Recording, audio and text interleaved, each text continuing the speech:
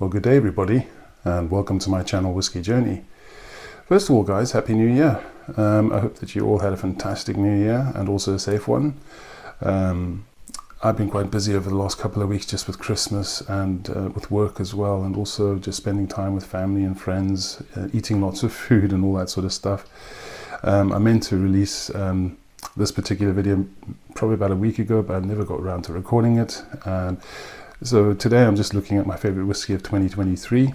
Yeah, I know it's now 2024, so I'm a bit late to the party, but still would like to share my thoughts with you on what I thought was the best whiskey of the year for me anyway, or my favorite of the year. If you haven't seen my rum roundup of the year as well, it was my previous video, give it a watch. As you could see by that video, quite difficult for me to choose what I thought was the best rum of the year, whereas as you can see here, no runner-ups at all for my favorite whiskey.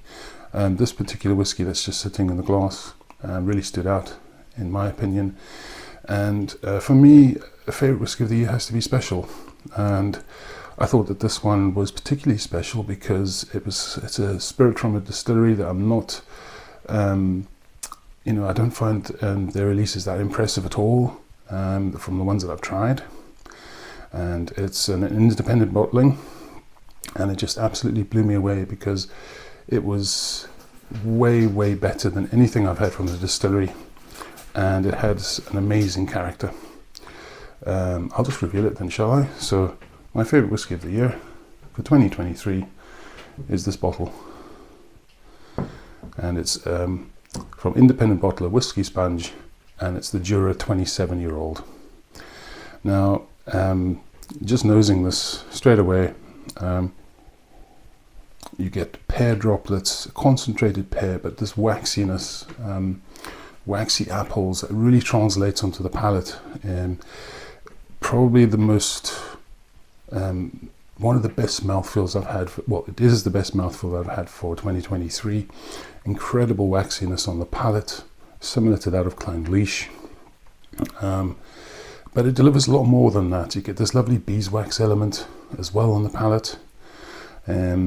There's some obvious vegetal funk that you get on the nose as well.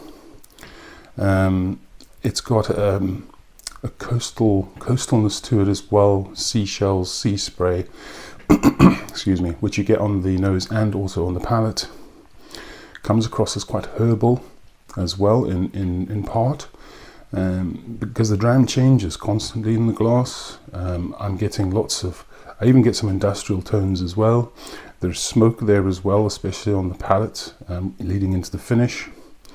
But it's just such a well-balanced dram, and so different to anything that I've had from Jura. I don't think I've had any sort of official bottling from Jura that is as good as this. And it also got me on to looking in Ziegler and Talkers, because I've really fell in love with the waxy beeswax element that you get from this dram.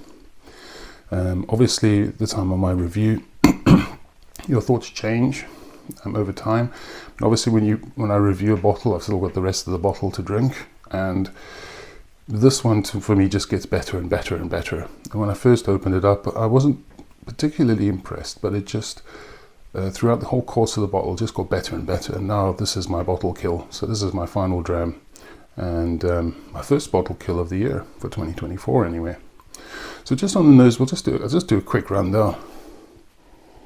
So as I said, you're getting that waxy apples, concentrated pear drops, a beeswax element, vegetal funk,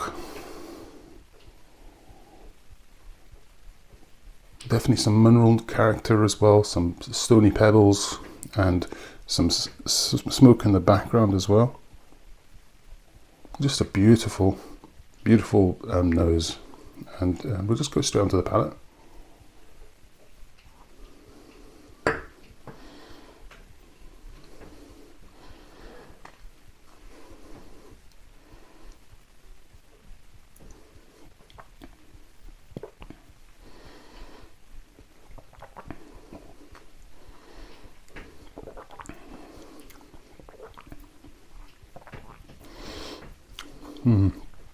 So the nose translates very well to the palate. As I said, incredible mouthfeel, waxy, concentrated apples, almost like apple cider, pear, beeswax, minerals, smoke, vegetal, vanilla custard, creamy, great texture, lovely finish, gets smokier, almost reminds me of Campbelltown. That's Campbelltown soot, that sort of influence, definitely on the finish. But just an absolutely enjoyable, beautiful dram. And I know there were lots and lots of whiskies that I tried last year, but I just fell in love with this bottle so much. And it definitely has become my favorite bottle of 2023.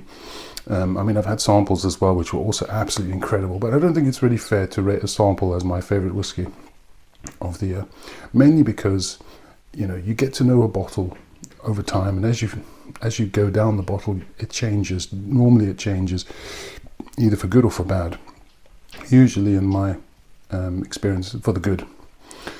So, you know, when you try a sample, you know, you can have a memorable sample, but that's it. It remains a memory. Whereas when you have a bottle, you can kind of just get to know it better, and it just changes over time. And I think that's the best way. Well, that's the way I see what will be my favorite Scotch of the year. It definitely has to be a bottle. There were some other bottles that were really good, like the Lafroig 18-year-old by Thompson Bros. It was also excellent. But for me, this Jura, this 27-year-old Jura, memorable in the sense that I now like Jura as a distillery, and I didn't before. So it's opened my eyes up to what the distillery can deliver, what sort of spirit that can be produced from them, and it's got a great profile, beautiful profile with lots of complexity. And anyway, guys, I'm not going to ramble too much longer. Okay, so it's not affordable, as you can probably guess. But to me, it doesn't matter in the sense that I've tried what I consider to be the best whiskey of the year, and you can't really put a price on that, really. And as I said, it's just opened my eyes up to the distillery even more. So, okay. All right, guys. So anyway, that's my favorite Scotch whiskey of 2023, and still available. As I said, not affordable, but if you want to try out something different from the official bottlings, I forgot to mention the other beautiful note that I get as well, which reminds me, because I'm now getting it on the finish. It's old school copper coins. That sort of, you know, when you've got a copper coin and it's in your pocket and you rub your fingers and you get that smell. You get that on the palate as well, which is absolutely stunning. It gives this old school feel. And that's the other thing I like about this dram. It's got an old school vibe going on that I really find quite endearing and quite charming and interesting. And that's also what captured my interest, along with the beeswax and waxy element that it's got. Okay, guys, so anyway, thanks for watching, guys. It's always appreciated. But if you enjoy my content, then please like, comment, and subscribe to the channel.